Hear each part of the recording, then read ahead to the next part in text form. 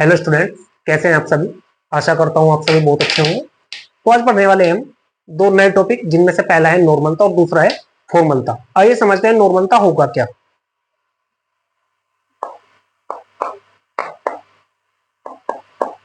तो भाई नॉर्मलता का पहले फॉर्मूला लिख दे रहा बेटा मैं।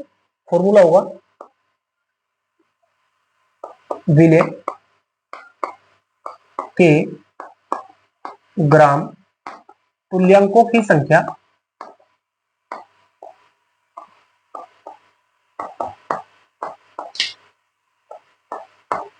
डिवाइड बाय विलियन का आयतन।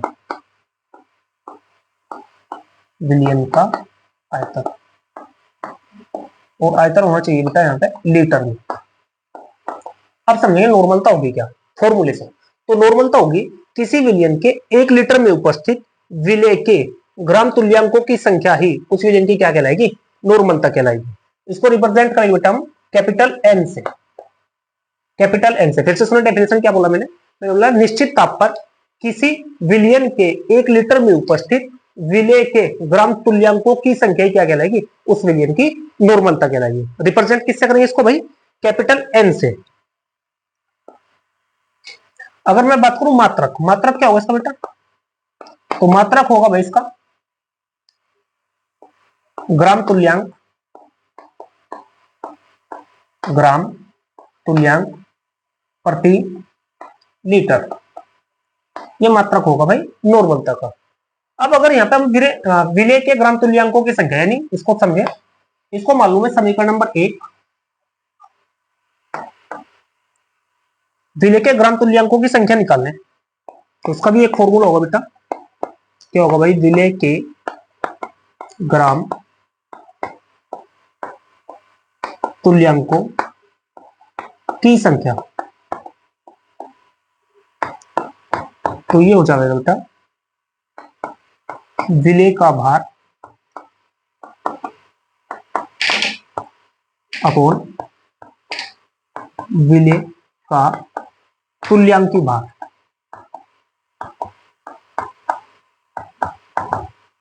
अगर यहाँ पे विलेय के भार को W मान लिया जाए भाई, और विलेय के तुल्यांकी भार को E मान लिया जाए, और समीकरण इसको मान लिया जाए 2, ये सेकंड। तो समीकरण फर्स्ट, सेकंड का मान समीकरण फर्स्ट में रख दें, तो यहाँ से हमारे पास नई वैल्यू निकल कर जाएगी, यानी नॉर्मलता बराबर आ जाएगा भाई विलेय के ग्राम तुल्यांकों की संख्या। इसके बराबर क्या लिख सकूंगा मैं लिख सकूंगा विलेय का भार अपॉन विलेय का तुल्यांकी भार। मतलब विलेय का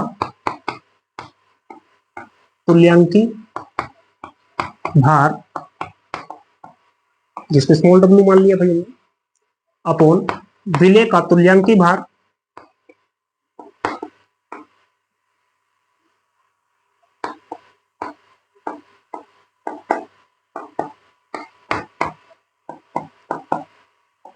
E।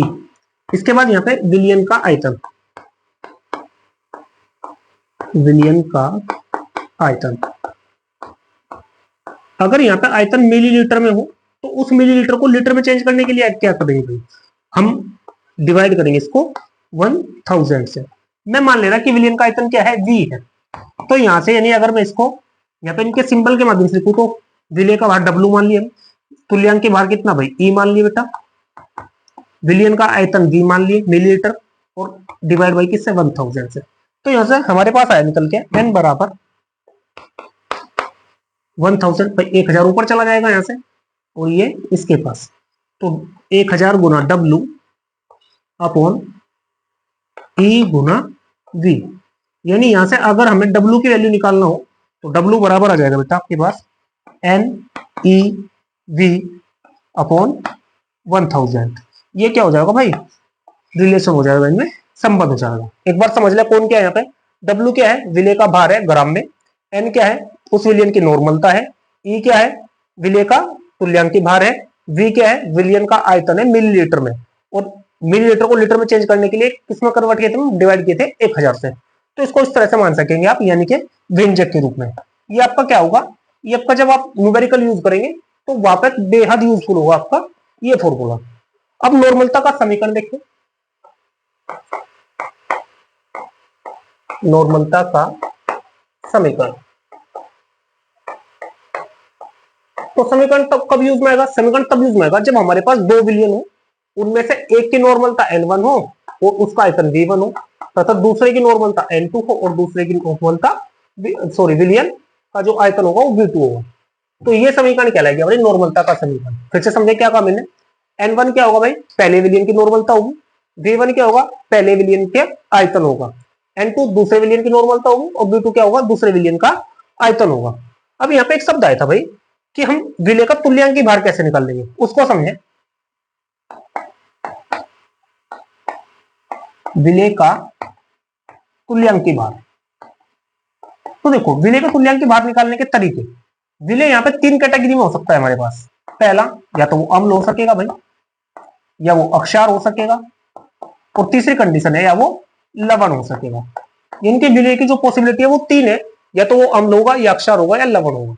अगर विलय अम्ल है तो उसका तुल्यांकी भार कैसे निकाल लेंगे हम? यानी अम्ल का तुल्यांकी भार। अम्ल का तुल्यांकी भार का फॉर्मूला होगा बेटा उस अम्ल का अणुभार,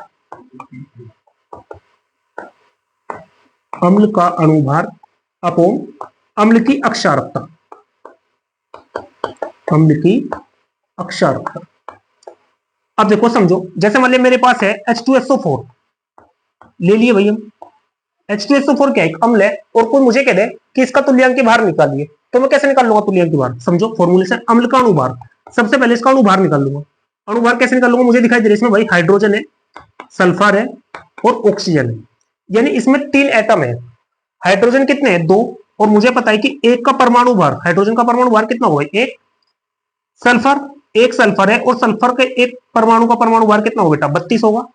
ऑक्सीजन, एक ऑक्सीजन का परमाणु भार 16 है, लेकिन यहाँ पे ऑक्सीजन कितने हैं? 4, तो गुना 4 करे भाई मल्टीप्लाई, तो 2 एकम 2 प्लस 32 और प्लस 64, ऐड कर ले भाई इन सबको, तो ऐसा बेटा 4 और 2 6 और 2 8, यानी कि 98।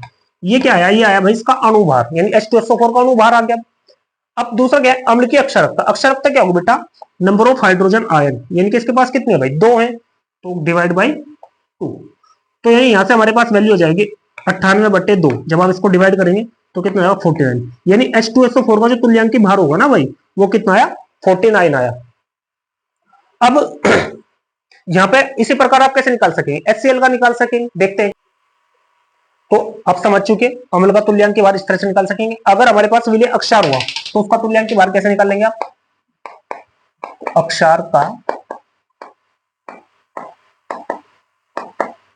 तुल्यांकी भार, अक्षार का तुल्यांकी भार निकालेंगे बेटा।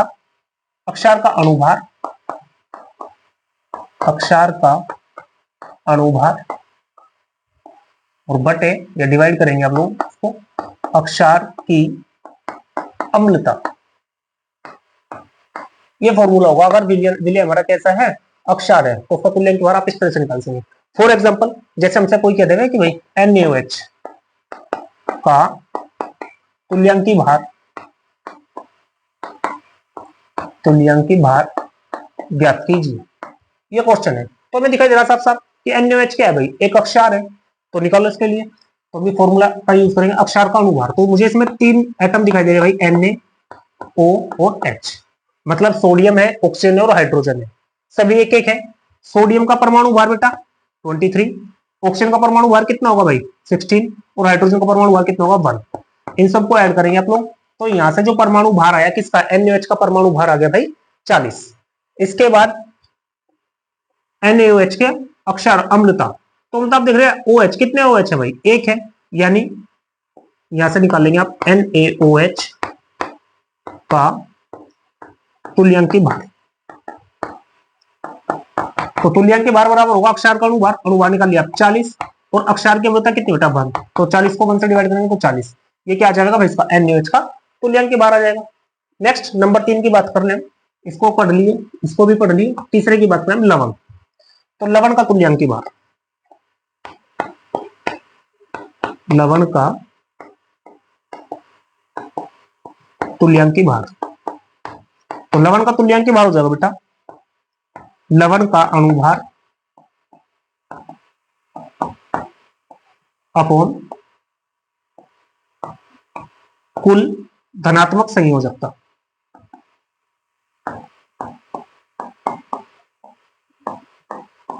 जैसे मान लिया हमारे पास लवण है भाई NaCl, हमें निकालना है NaCl का तुल्यांकी भार।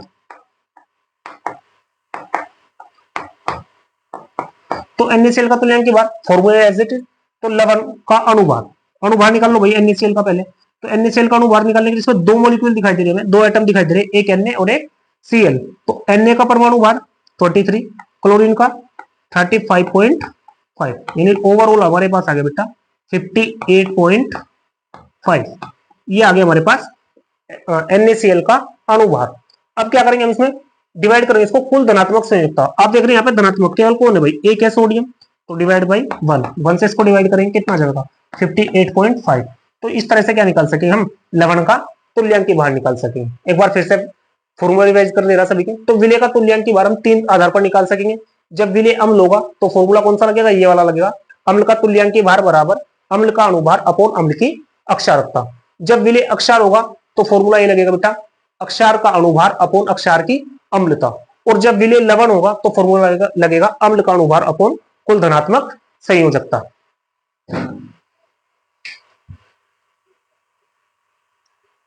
तो आइए देखते हैं न्यूमेरिकल में किस तरह से यूज होगी नॉर्मलता। वो क्या करेगा, जनरली एग्जामिनर हमसे क्वेश्चन दे देगा, मान लिया कि भाई NaOH का नॉर्मल विलयन।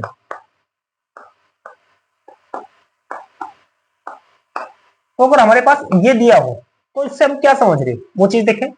NaOH का नॉर्मल विलयन का मतलब है कि विलयन के 1 लीटर में कितने 40 ग्राम NaOH है। क्या कहा मैंने, इसका मतलब है कि विलयन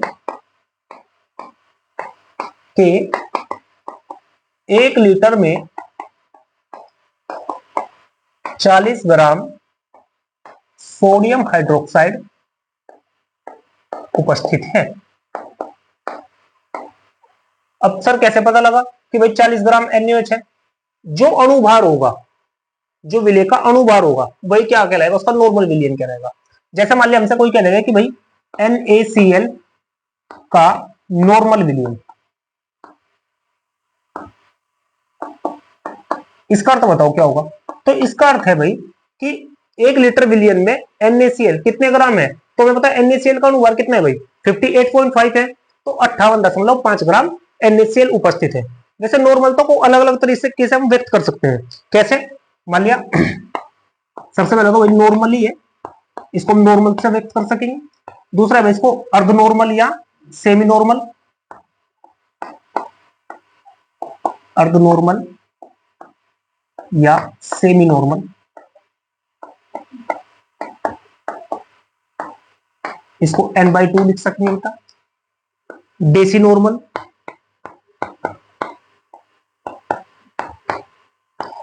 इसको n/10 लिख सकेंगे, ये प्रैक्टिकल भी है 12th क्लास में।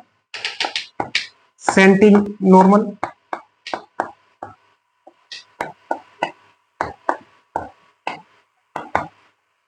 n/100, या बाई नॉर्मल,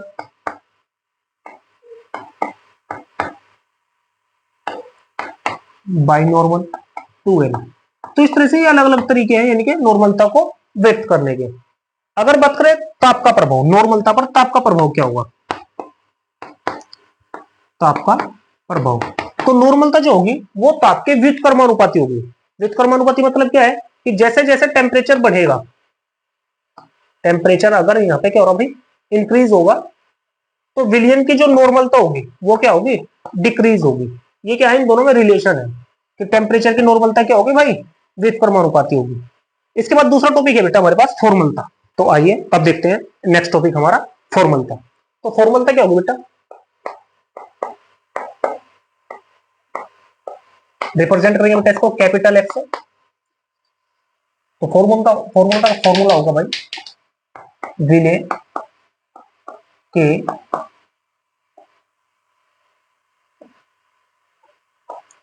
ग्राम सूत्र द्रव्यमानों की संख्या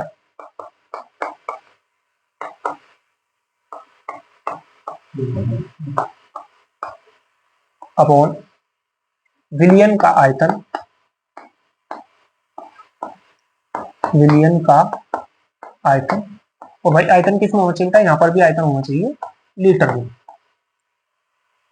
तो फॉर्मूला का जो रिप्रेजेंट करेंगे कैपिटल एफ से करेंगे। फॉर्मूला मैंने आपके सामने लिखा, फॉर्मूला होगा विले के ग्राम सूत्र द्रव्यमानों की संख्या अपॉन विलियन का आयतन, और आयतन किसमें, लीटर में। अब डेफिनेशन समझे, डेफिनेशन क्या होगी फॉर्मूले से, किसी विलियन के 1 लीटर में उपस्थित विले के ग्राम सूत्र द्रव्यमानों की संख्या क्या कहलाएगी, उस विलियन की फॉर्मलता कहलाएगी। फिर से सुनो, किसी विलियन के 1 लीटर में उपस्थित विले के ग्राम सूत्र द्रव्यमानों की संख्या ही उस विलियन की फॉर्मलता कहलाती है। अब विले के ग्राम सूत्र द्रव्यमानों की संख्या, इसका फॉर्मूला क्या होगा बेटा, इसका फॉर्मूला होगा भाई विले का भार अपॉन विले का भार, विले का सूत्र द्रव्यमान। अब यहाँ पे अगर विले के भार को क्या मान लिया जाए भाई, W मान लिया जाए, और इसका जो सूत्र द्रव्यमान होगा इसको मान लिया जाए M1। तो ये वैल्यू ऊपर पुट कर दें आप, तो यहाँ से क्या बनेगा आपके पास, यहाँ से मिलेगा भाई F बराबर, यानी फॉर्मूला बराबर विले के ग्राम सूत्र द्रव्यमानों की संख्या की जगह मैं ये लिख सकूंगा, विले का भार, इसको किससे रिप्रेजेंट करेंगे भाई, W से, अपॉन विले का सूत्र द्रव्यमान, विले का सूत्र द्रव्यमान, इसको लिखा भाई मैंने M1 अपॉन विलियन का आयतन, विलियन का आयतन। अब देखो, अगर यहाँ पे लीटर में आयतन लिए तो कोई जरूरत नहीं, यहाँ पे जुका तो रखेंगे। अगर विलियन का आयतन मैंने V मान लिया, और ये V किस में है भाई, ml में है,